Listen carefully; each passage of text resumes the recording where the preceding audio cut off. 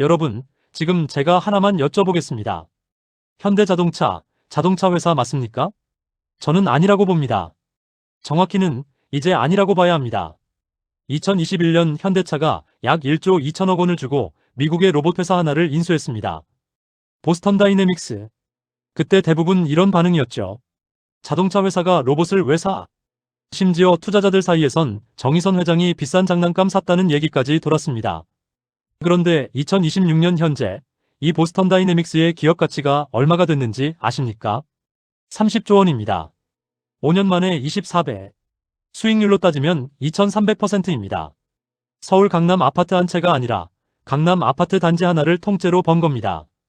그리고 올해 1월 CES 2026에서 현대차 주가가 2주 만에 78% 폭등했습니다. 시가총액 100조 원을 돌파했고요.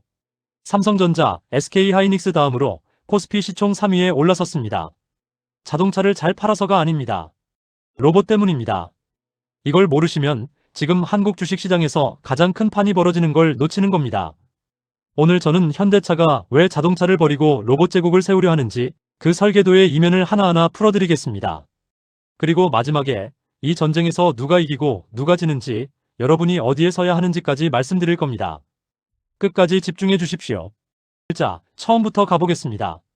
현대차가 인수한 보스턴 다이내믹스. 이 회사의 간판 로봇이 2대 있습니다. 4발로 걷는 로봇계의 스팟, 그리고 사람처럼 2발로 걷는 휴머노이드 아틀라스입니다. 올해 1월 CES 2026 현장, 수백 명 앞에서 아틀라스가 등장했습니다. 키 190cm 거구의 이 로봇이 손을 번쩍 들어 인사하고 360도로 허리를 돌리더니 기계체조 선수처럼 텀블링을 한 뒤 흔들림 없이 2발로 착지했습니다. 객석에서 환호가 터졌죠. 전 세계 언론이 들썩였고 현대차 주가는 로켓처럼 솟았습니다. 그런데 진짜 무서운 그림은 지금부터예요. 여러분이 그날 열광한 그 텀블링 아틀라스, 실제 공장에 투입되는 로봇이 아닙니다. 이거 아는 분 거의 없습니다. CES에서 텀블링한 건 기술 검증용 연구용 시제품이었고요. 실제로 2028년부터 현대차 공장에 들어가는 건 그날 무대 한쪽에 파란색 목업으로 조용히 서 있던 양산형 모델입니다. 다리 구조부터 완전히 다릅니다. 연구용은 무릎에 여러 개의 액추에이터가 병렬로 연결돼 큰 힘을 내고 충격을 흡수하지만 양산형은 단일 액추에이터로 허벅지와 종아리를 잇는 단순 다관절 구조입니다. 왜 이렇게 했을까요? 답은 하나입니다. 대량 생산. 연구용처럼 복잡한 구조를 수만 대 찍어낼 수는 없습니다. 현대차는 텀블링 쇼가 아니라 진짜로 공장에서 일하는 로봇을 만들려는 겁니다. 그리고 그 양산형 아틀라스의 특징을 보면 현대차가 뭘 노리는지 선명해집니다. 유연한 관절로 좁은 공간에서도 자유롭게 움직이고 상부 덱스트러스 핸드로 부품을 섬세하게 집어올리며 최대 50kg을 들 수 있습니다. 영하 20도에서 영상 40도까지 버팁니다. 이동하면서 동시에 섬세한 조립 작업을 병행하는 것, 이게 핵심입니다. 단순 반복이 아니라 사람이 하던 복합 작업을 대체하겠다는 겁니다. 증권가에선 이런 계산이 나옵니다. 현대차가 생산 인력의 10%만 로봇으로 대체해도 연간 1조 7천억 원의 손익 개선 효과. 현대차 생산직 1인당 평균 연봉이 1억 5천만 원입니다. 이 고비용 구조를 로봇으로 바꾸면 영업 레버리지가 폭발적으로 올라갑니다. 그런데 여러분, 로봇은 하드웨어만으론 껍데기입니다. 진짜 승부처는 이 로봇의 뇌를 누가 만들어주느냐에 있습니다. 여기서 현대차의 전략이 소름 끼치게 정교해집니다. 현대차는 지금 피지컬 AI 분야에서 글로벌 삼각동맹을 구축해 놓았습니다. 첫 번째 파트너 엔비디아, 두 번째 구글 딥마인드, 그리고 세 번째 자기 자신인 현대차 그룹. 이 세 축이 각각 어떤 역할을 하는지 보시면 왜 이게 역대급인지 이해하실 겁니다. 먼저 엔비디아. 현대차는 엔비디아의 차세대 AI칩 블랙웰 GPU 5만 개를 확보했습니다. 5만 개요. 이걸로 뭘 하느냐? AI 팩토리를 짓습니다. 자율주행, 스마트 팩토리, 로보틱스. 이 모든 걸 통합훈련시키고 검증하고 배포하는 거대한 AI 두뇌 센터를 만드는 겁니다. 엔비디아의 아이작 플랫폼 위에서 로봇이 가상 환경에서 수십만 번 연습한 뒤 현실 공장에 투입됩니다. 사람으로 치면 실전에 나가기 전 시뮬레이터에서 훈련하는 전투기 파일럿과 같은 겁니다. 엔비디아는 로봇의 뇌에 들어가는 신경망 칩을 공급하고 현대차는 그 칩이 실제로 작동하는 몸을 제공합니다. 다음, 구글 딥마인드. 올해 들어 협력의 실체가 드러나기 시작했습니다. 보스턴 다이내믹스의 로봇계 스팟에 구글의 AI 제미나이가 탑재됐습니다. 제미나이 2.0 로보틱스 기술이 올라간 스팟은 뭐가 달라졌느냐? 명령을 받고 기계적으로 따르는 게 아니라 스스로 주변을 인식하고 판단합니다. 의도를 파악하고 자율적으로 판단하는 능력이 강화된 겁니다. 사람이 저쪽 선반 세 번째 칸에 있는 빨간 부품 가져와라고 말하면 카메라로 환경을 파악하고 경로를 스스로 설계하고 물건을 찾아서 가져옵니다. 이건 단순 로봇이 아니라 현장에서 판단하는 AI 노동자입니다. 그리고 현대차 그룹 자체의 역할 두 가지입니다. 하나, 엔비디아 블랙웰 기반 고성능 AI 데이터 센터를 국내에 구축합니다. 둘, 현대모비스가 아틀라스의 핵심 부품인 액추에이터를 직접 개발하고 양산합니다. 액추에이터가 뭐냐고요? 로봇의 관절을 움직이는 구동장치입니다. 모터, 감속기, 제어기가 합쳐진 것인데 이게 로봇 원가의 약 60%를 차지합니다.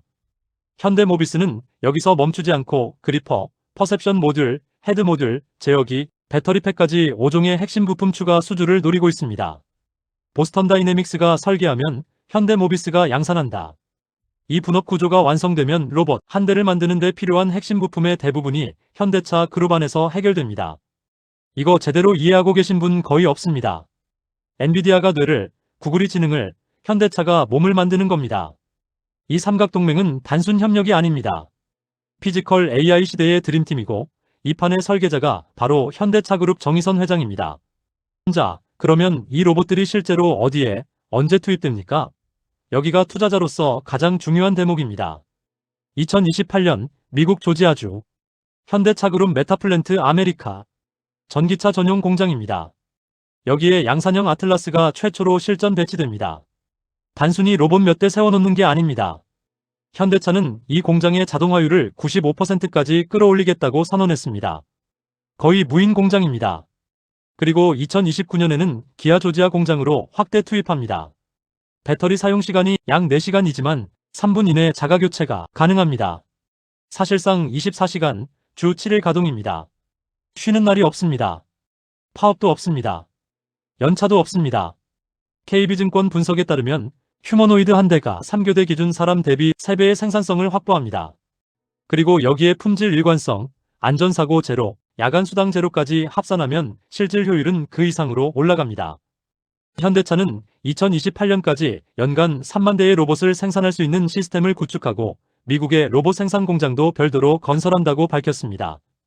그리고 2030년까지 국내외에 160조 원을 투자합니다. 국내에만 125조 원, 이 중 약 50조 5천억 원이 AI, 자율주행, 로보틱스, 전동화 등 미래 사업에 들어갑니다. 제가 여의도에서 오래 일하면서 수많은 기업의 투자 계획을 봐왔지만 자동차 회사가 이 정도 규모로 로봇에 베팅하는 건 처음입니다. 이건 단순히 공장 자동화가 아닙니다. 현대차가 자동차 제조사에서 피지컬 AI 기업으로 업종 자체를 바꾸겠다는 선언입니다. 그런데요, 이 얘기 듣고 마냥 좋다고 할 수 있습니까? 솔직히 말씀드릴게요. 저도 반은 의심합니다. 왜냐하면 이 시장에 현대차만 있는 게 아니기 때문입니다. 글로벌 경쟁 구도를 보면 등골이 서늘해지는 그림이 나옵니다. 첫 번째 경쟁자 테슬라. 일론 머스크의 옵티머스 로봇. 테슬라의 무기는 FSD 자율주행에서 축적한 방대한 실세계 데이터와 자체 개발 AI 칩입니다. 자율주행차가 매일 도로에서 수집하는 수십억 건의 데이터가 로봇 AI 훈련에 그대로 쓰입니다. 테슬라는 옵티머스의 가격을 2만 달러 이하로 낮추겠다고 공언하고 있고요. 대량 생산과 저가 전략으로 시장 자체를 뒤집으려 합니다. 두 번째, 일본. 토요타를 중심으로 일본이 조용히 움직이고 있습니다.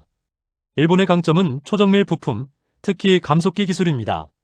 로봇 관절의 핵심인 감속기는 일본 하모닉 드라이브, 나부테스코 같은 기업이 세계 시장을 장악하고 있습니다. 하드웨어 내구성에서 일본은 수십 년간 쌓아온 제조 노하우가 있습니다. 토요타는 올해 캐나다 공장에 휴머노이드 7대를 첫 상용 투입했습니다. 그리고 세 번째, 진짜 무서운 상대. 중국입니다. 이건 역대급입니다. 올해 중국 휴머노이드 로봇 출하량이 최대 20만 대에 달할 수 있다는 전망이 나왔습니다. 20만 대요. 지난해 대비 650% 이상 급증한 겁니다. 중국 선두 기업 유니트리의 R1 모델은 대당 4,900달러, 한화로 약 730만 원입니다. 유니트리 한 회사가 지난해에 미국의 피겨와 테슬라 옵티머스를 합산한 것보다 36배 많은 로봇을 출하했습니다. 중국 내 휴머노이드 로봇 기업만 140개가 넘고 총 기업 가치가 43조 원을 돌파했습니다. 전기차에서 쌓은 센서, 배터리 공급망을 로봇에 그대로 이식하면서 원가를 무섭게 깎고 있습니다. 중국 정부는 지난해 말부터 올해 초까지 로봇 산업에만 29조 원이 넘는 지원금을 퍼부었고 15차 5개년 계획에 체화지능을 10대 미래 산업으로 지정했습니다.